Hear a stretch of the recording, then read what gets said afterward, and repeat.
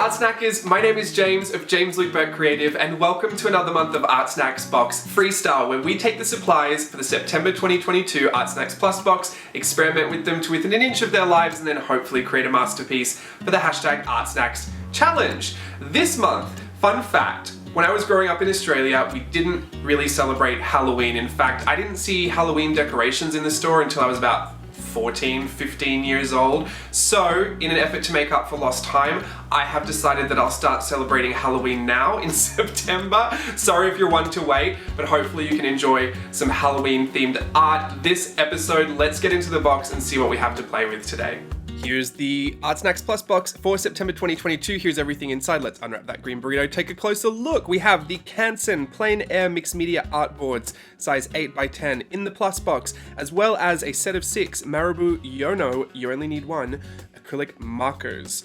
We also have Cretacolor Aquagraph Colors, a pocket set of 6, those are water-soluble pencils, and a Sakura Pigma Micron PN pen, as well as a Kuretake Zig Brushables double-ended marker. I have the color Baby Pink, and a King Art Original Gold 9930 series Golden Taklon brush, oval pedal size 2. Let's get everything set up and experiment.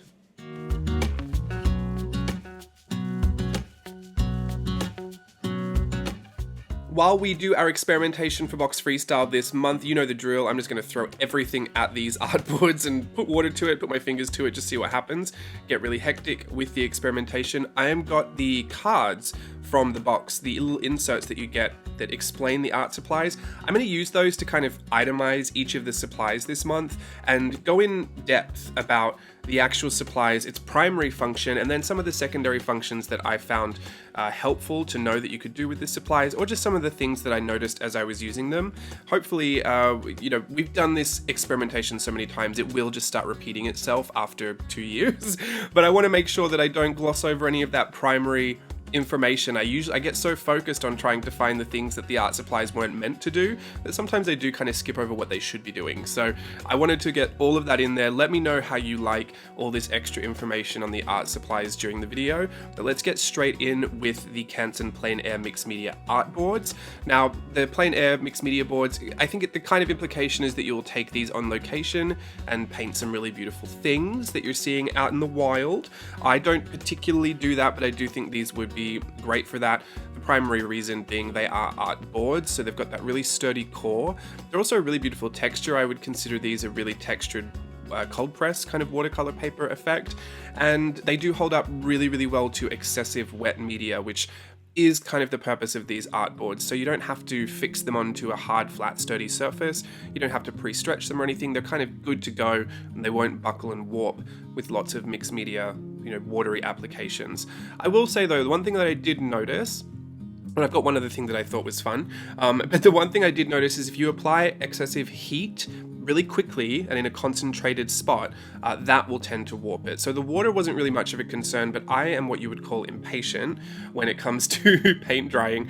And so I use a heat tool, just a craft heat tool, but it does concentrate a lot of heat, wherever I point it. And I got really close to the artboard and I held it there for just a little bit too long, and I noticed that it would start to warp. So I don't think that is a real concern for anybody, but if you are like me, just hold the heat tool a bit further back. You should avoid all of that altogether.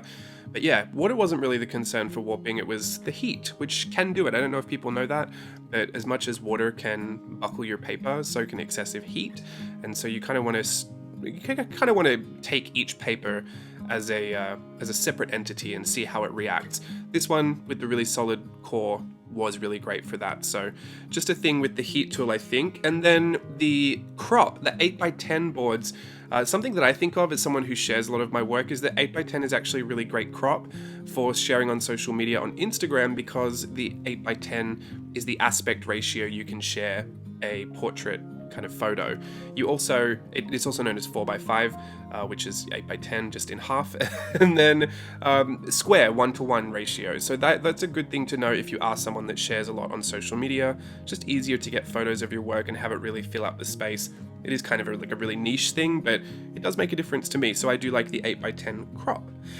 We have the Marabou Yono acrylic markers, the set of 6, a good rainbow selection I found, and you'll see here on the video, I decided to put them into a plastic palette just to get that ink activated. It says on here, the Marabou Yono, you only need one. Well, you only need one set, I think. Although they do work good on their own. I loved using the set because you can see I mixed up a whole rainbow here. Is an opaque acrylic marker made for any surface and any style.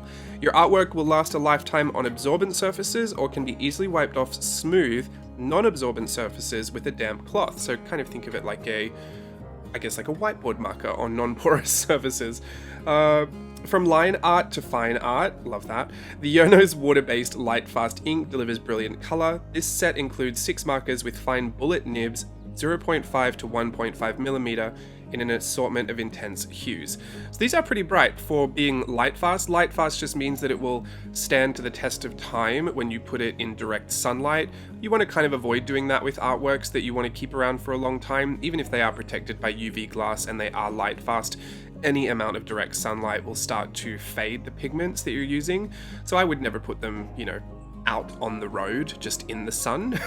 But, you know, just hung up on your wall, these will kind of last a really good time for being light fast. Light fast does also mean that you get a selection of colors that are made with pigments that are light fast. So you would probably not see anything way too vibrant, although I noticed that these colors were actually quite vivid, which is a nice feature of a light fast material. Sometimes it's hard to get really bright colors, and I love to use bright colors, but in light fastness, typically once you're getting into that fluorescent area, that really bright pink, bright oranges, and bright yellows and stuff, they tend to be really, what would I say? What's the word? They tend to be really, I've forgotten the word, non-light fast. Fugitive. There you go, fugitive. Red is a really fugitive color. An opera pink, a really bright pink, very fugitive.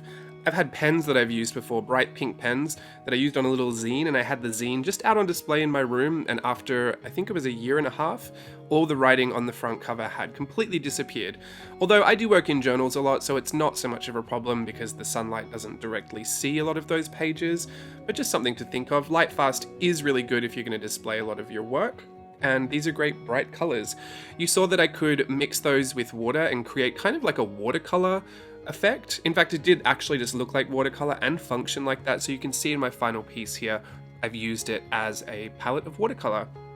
Very, very handy, and it made quite a good rainbow, I thought. The purple was a little hard to mix. Typically, purples can be a little iffy, greens can be a little iffy depending on the different pigments that are used for the yellow and the blue and the red, but I found that overall these made a pretty bright rainbow as well, which I think is good for me. And yeah, let's move on. Oh, I was going to say the bullet nibs, 0.5 millimeters to 1.5 millimeters. That's a really fine tip. If you're like me though, the more you use it and the more you kind of push that nib into the paper to kind of flow some of that ink through, you will tend to lose a lot of that really fine end of the spectrum of that bullet nib. So do all of your line work or anything that you really want, you know, really precise, and if you're heavy-handed like me, try and get that done first if you can, if it works in your process. Otherwise, by the time you've used it for, you know, a bunch of time, the tip doesn't remain that precise. I would say it is more of a 1.5 millimeter nib, and that's just from the pressure of not only getting it started, you know, getting the ink flowing, but then also pumping it to keep the ink flowing, and then just using it over a very textured surface like the cold press watercolor paper will start to separate some of those fibers in the bullet nib. So I would, yeah, just keep that in mind if that's something you're looking for, really, really precise lines. We have the Kuretake Aquagraph colors as well, the pocket set of 6, those pencils. Those were really fun. You know, when you first look at them as pencils, you can see a really slight tonal difference, but then once you get that water in there, they not only reactivate really, really well, but they pull out some really beautiful deep colors. I really appreciate that, especially as we get into spooky ookie kooky season for Halloween. That was embarrassing, shouldn't have said it like that, but you know, those are really valuable colors to have if you're looking to make some of that more dark and macabre art, let's just say. It says here the Kuretake Aquagraph is not your average pencil. No, it isn't. This tool features water-soluble graphite with a touch of color. Usable wet or dry, it creates rich soft strokes and strong watercolor highlights in your pencil drawings. This tin includes a variety of colors for you to experiment with. Yeah, totally. And graphite, so it works really wonderfully with all of your lead pencils. You know, I would encourage getting the best of both worlds, using it for that beautiful pencil texture on your artboard, since it's got that lovely cold pressed watercolor texture. And then activating it, not only so you can get some of that color, but also you can really contrast what it looks like to have beautiful soft liquid watercolor next to strong heavy pencil texture. I think that's a really nice contrast. The Sakura Pigma Micron PN pen. Wow, we got a lot of information in here. This is a lot. I guess I should have been doing this from the beginning, because this is what you want to know. But the perfect for everyday writing and sketching, the Sakura Pigma Micron PN features a durable plastic nib, that's what the PN stands for, plastic nib, that produces consistent fine or medium lines. The archival ink is quick drying and waterproof, making this pen the perfect companion to your new Aquagraph pencils. Yes, very important to have a waterproof pen if you're going to use pen when you're getting those pencils activated and wet. The plastic nib is actually kind of good for someone like me. I mentioned before being heavy-handed, that I could blunt those nibs of the paint markers. I can do that really, really quickly with a liner pen, and I go through many, many liner pens. We've had some great ones in the ArtSnacks boxes. I really particularly love the Derwent line makers. I love those. Is it line maker? I think it's Derwent line maker. Goodness, let me check, because I don't want to... Yeah, there it is, Derwent line maker. Those were great. If you ever see those in the store, those would be a recommendation from me. I do love the Sakura Pigma Micron. They are a classic. They've been around since I've been using them since I was in high school.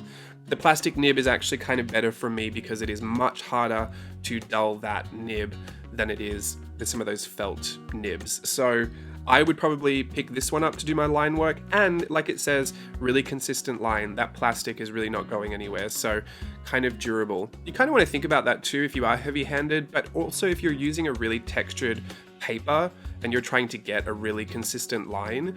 You know, when you really zoom in on paper, if there's a lot of texture, you're seeing a lot of hills and valleys, and so you do need to apply some good medium to deep pressure to keep that line consistent. So very specific reason there, but it would be a good thing to note if you had the option to choose between all these supplies. Those are the little differences that will make you a little bit more successful when you go to render your final piece. Also, the Kuretake Zig Brushables double-ended marker. This is a staff favorite at ArtSnacks, introducing the perfect marker for blending and layering. The Kuretake Zig Brushables marker features 2 brush tips, each with a different tone of the same color. The water-based pigment ink is permanent, light-fast, and acid-free. There you go, another light-fast and permanent archival. Is this one archival? Let's just say that the pen was archival. This one is light-fast and permanent. Sometimes those words are interchangeable. And acid-free, which is also good. That should last a long time. I have this baby pink. The tones were different enough to get a really nice gradient blend. I didn't use that to full effect in my final piece, but they were really nice, and being water-based, like everything else water-based, we can get a nice little watercolor reaction out of it, so I do like those. They also serve as really great brush pens for people who like lettering. I like those. Nice and juicy. I like a really juicy brush pen. And the final supply in the box was the King Art Original Gold 9930 series Golden Taklon brush, oval, petal size 2. On the card, we have King Art makes the original gold brushes from the finest quality golden Taklon filaments to ensure durability, versatility, and ease of use. They work equally well with watercolor, acrylic, and oil paint. This oval petal version features a pointed tip specifically designed for painting petals, leaves, and stems. Love that. We love our botanicals in watercolor especially. It is a great brush. I love the durable Taklon filaments. As someone who does a lot of mixed media art, it is helpful to know that the brush that I'm going to pick up will kind of tackle anything, that I'm not going to ruin it using a certain medium, because I have done that in the past. And the unique petal shape, definitely not something I have in my collection already, so it's a valuable little addition there. I love painting leaves, and I did a few here. I actually found it most helpful in this piece for using the pointy edge. It's really, really pointy. Gets into really, really small nooks and crannies and really tight corners. So I felt like that was actually a really nice bonus for that particular brush that I like.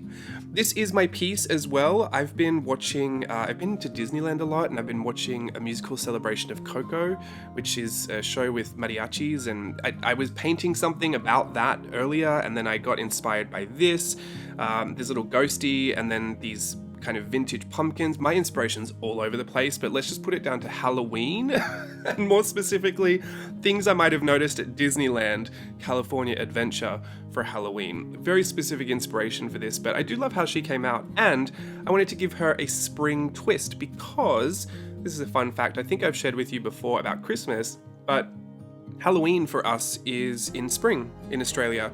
Not that it was something we really celebrated growing up, but I do think it's a fun kind of idea to play on those traditional Halloween aesthetics, but bring the other side of the globe into it and flip the season entirely. It's a really interesting thought to have a spring Halloween. So there's my final piece. I'll see you for the outro in a second. There we go. That is our final piece for September 2022 in the ArtSnacks Plus box. Hopefully you enjoyed all that extra information on the art supplies this month. If you haven't joined already and you would like to, you could join ArtSnacks with the code JAMES10 for 10% off at checkout. And don't forget to share your work with us on social media and in the Mix community with the hashtag ArtSnacks Challenge. Until next month, happy Halloween, officially early. Goodbye.